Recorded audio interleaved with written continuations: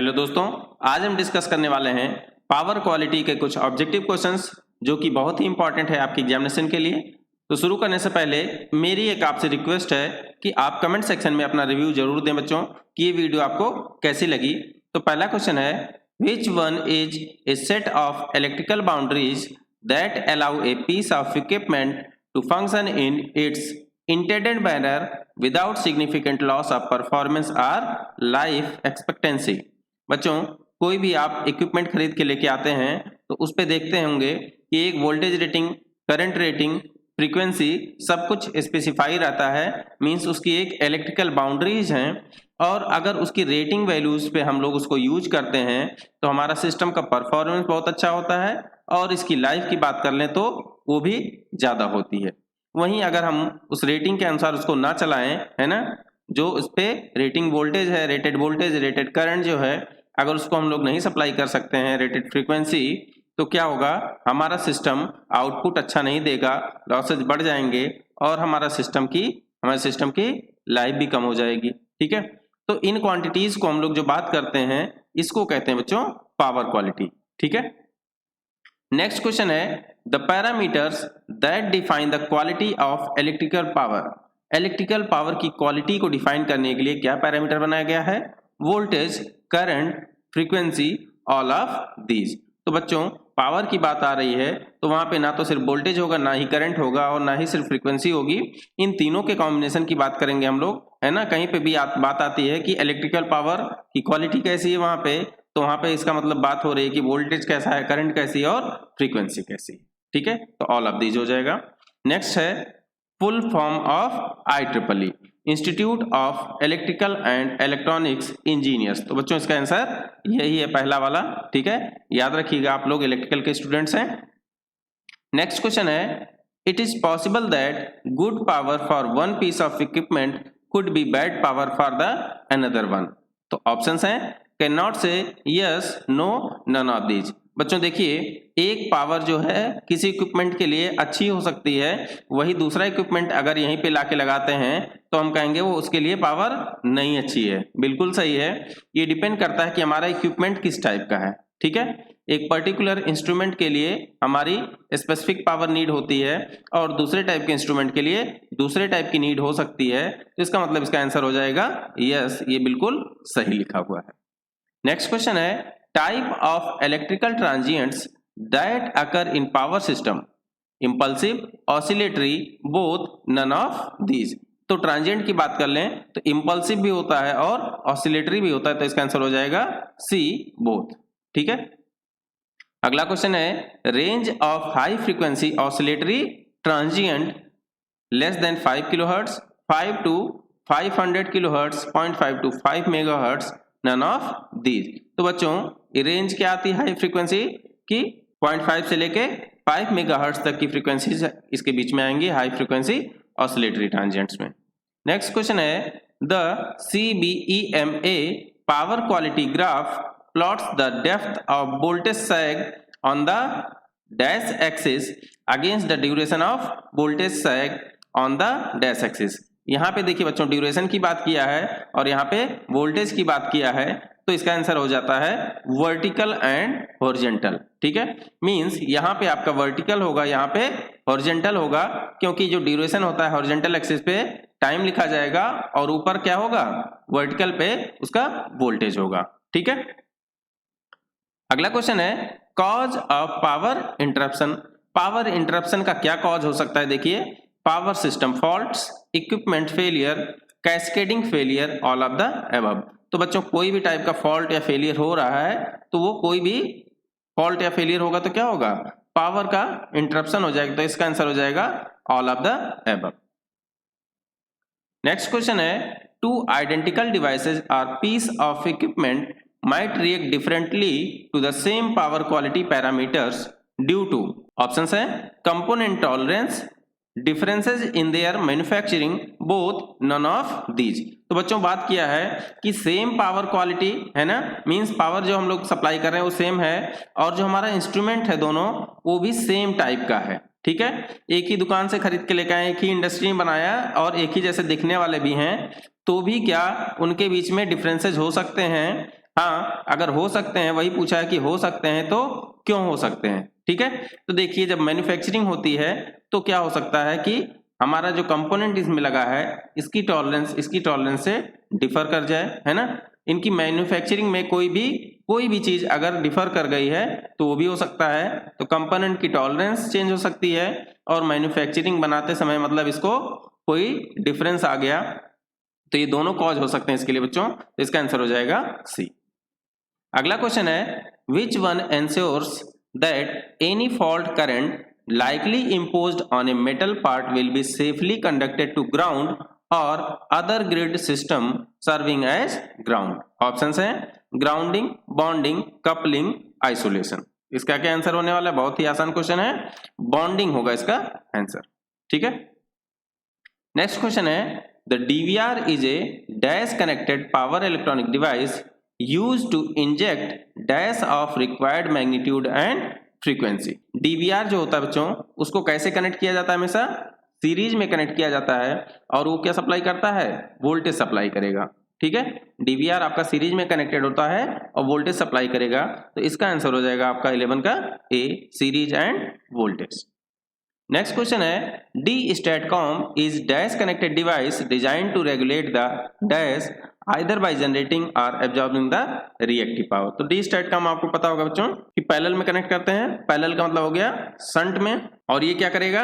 Regulate करता है किसको? वोल्टेज को, ठीक है। ये भी वोल्टेज को रेगुलेट करेगा और कहां पे ऐड करेंगे इसको? शंट में करेंगे। अगला क्वेश्चन है which is one means by which energy or electrical noise can couple from one electrical circuit to another, ठीक है। तो देखिए ऑप्शंस हैं reactance, capacitance, inductance and resistance. इसका आंसर होगा बच्चों बी, कैपेसिटेंस। नेक्स्ट क्वेश्चन है which is the process by which energy or electrical noise in any one circuit can be transferred to another circuit that may or may not be electrically connected to bonding, grounding, isolation, coupling। तो coupling के through जो है हमारा transfer हो सकता है without directly electrically connected बच्चों। Next question है ratio between the peak value and the root mean square value of a periodic waveform is called as. Important है, मतलब कोई पीरियोडिक वेवफॉर्म है तो उसकी जो पीक वैल्यू आ रही है और जो उसकी आरएमएस वैल्यू है, इसके रेशियो की बात किया है तो इसके रेशियो को हम लोग कहते हैं क्रिस्ट फैक्टर, ठीक है। तो अगर आपने पिछला वीडियो देखा है तो वहां पे मैंने इस चीज को डिस्कस किया है पहले भी। नेक्स्ट क्वेश्चन है voltage imbalance is a condition in which the three phase voltage differ in amplitude, angle, both, none of these. तो इसका क्या आंसर होगा बच्चों? देखिए इम्बैलेंस में हमारा एम्पलीट्यूड भी हो सकता है और एंगल भी हो सकता है, तो इसका आंसर हम लोग क्या लगाएंगे? आंसर सी हो जाएगा। नेक्स्ट क्वेश्चन है which one indicates the deviation of periodic wave from its ideal wave form characteristic. Options हैं noise, distortion, flicker, distortion factor, ठीक है। तो इसका क्या आंसर होने वाला है? डिस्टॉर्शन हमारा जो होता है उससे हम जान सकते हैं कि हमारा ये पीरियोडिक वेव जो है वो आइडियल वेव फॉर्म से कैसे डिफर कर रहा है, ठीक है। नेक्स्ट क्वेश्चन है the presence of a DC dash in an AC power system is termed as DC offset. Voltage, current, voltage और करंट, नन ऑफ दीज। तो इसका आंसर है बच्चों सी, वोल्टेज या करंट दोनों हो सकता है। अगर डीसी वोल्टेज या करंट प्रेजेंट है हमारे एसी पावर सिस्टम में तो उसको हम लोग डीसी ऑफसेट कहेंगे, ठीक है।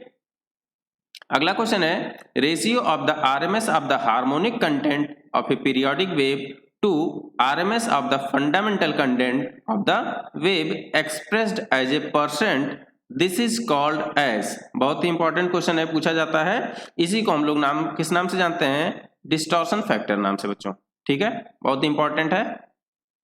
अगला क्वेश्चन है voltage fluctuation is dash phenomena. कौन सा वोल्टेज फ्लक्चुएशन जो है कैसी फिनोमिना है? Electric, electromagnetic, magnetic, none of these. तो ये कैसी फिनोमिना है बच्चों? इलेक्ट्रोमैग्नेटिक फिनोमिना है, ठीक है। नेक्स्ट क्वेश्चन है variation of input voltage sufficient in duration to allow visual observation of a change in electrical light source intensity is called as. Harmonic, distortion, noise या फ्लिकर। ठीक है, इसका आंसर है flicker. ठीक है, फ्लिकर क्या होता है, जब आपका इनपुट वोल्टेज में अगर चेंजेस आ रहे हैं तो देखते होंगे कि आपकी लाइट जो है ग्लो कर रही है, बंद हो रही है ना, फ्लिकिंग होती है वहां पे देखते होंगे, तो उसी को कहते हैं फ्लिकर। नेक्स्ट क्वेश्चन है ratio between the RMS value and the average value of a periodic waveform. ये भी बहुत इंपॉर्टेंट क्वेश्चन है, ये अक्सर क्वेश्चन पूछा जाता है एग्जाम में। तो इसको क्या कहते हैं, देखिए आरएमएस अपॉन एवरेज पूछा है, तो इसको हम लोग क्या किस नाम से जानते हैं, फॉर्म फैक्टर। तो इसका आंसर हो जाएगा फॉर्म फैक्टर। अगला क्वेश्चन है number of complete cycles of a periodic wave in a unit time usually 1 second is known as. ठीक है, 1 सेकंड में पूछ रहा है नंबर ऑफ साइकिल, तो उसको क्या कहते हैं बच्चों, देखिए 1 सेकंड में जितनी साइकिल ये लगा ले उसी को हम लोग जानते हैं किस नाम से, फ्रीक्वेंसी। ठीक है, बचपन में पढ़े हैं ये क्वेश्चन।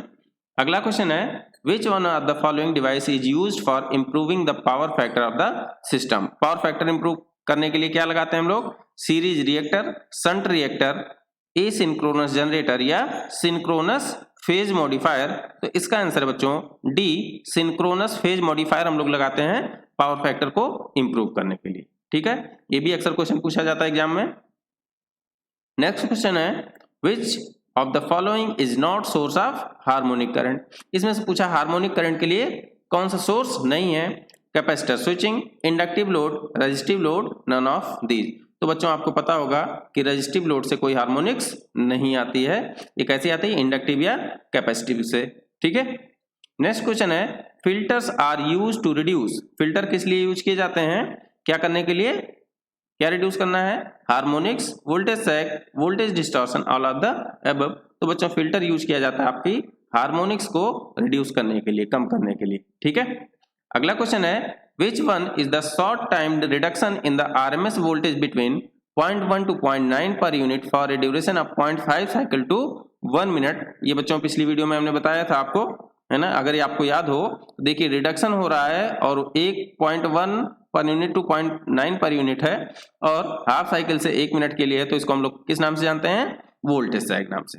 ठीक है, अगला क्वेश्चन है the diversity factor is. Diversity factor का क्या फॉर्मूला होता है, sum of consumers maximum demand divide by maximum load on the station. तो इसका आंसर हो जाएगा बच्चों 28 का बी।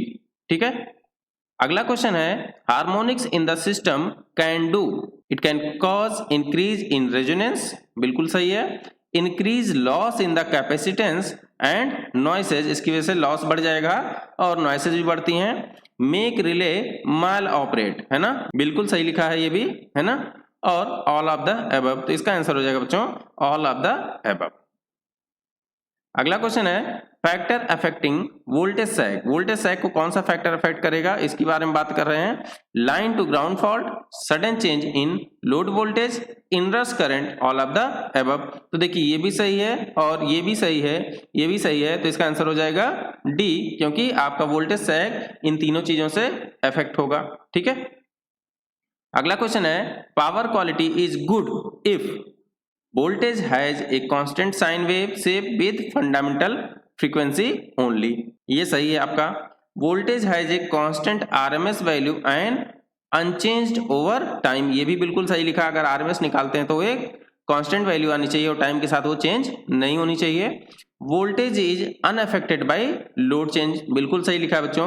आपका जो वोल्टेज होता है सप्लाई का वो हमारे लोड लगाने से चेंज नहीं होना चाहिए, तभी हम कहते हैं कि हमारी सप्लाई अच्छी है। ठीक है, तो इसका आंसर हो जाएगा ऑल ऑफ द अबव। अगला क्वेश्चन है इन विच IEEE standards recommended practice for monitoring electric power quality is given. ये आपको याद करना पड़ेगा, है ना, याद करने वाले कुछ क्वेश्चंस हैं। तो ये आपका है IEEE 1159 स्टैंडर्ड बनाया गया इसके लिए। ठीक है, याद रखिएगा। अगला क्वेश्चन है इन विच IEEE standard recommended practice and requirement for harmonic control in electrical power system. ठीक है, harmonic control in electrical power system के लिए कौन सा इसमें से हो जाएगा, तो IEEE 519 होता है बच्चों इसके लिए।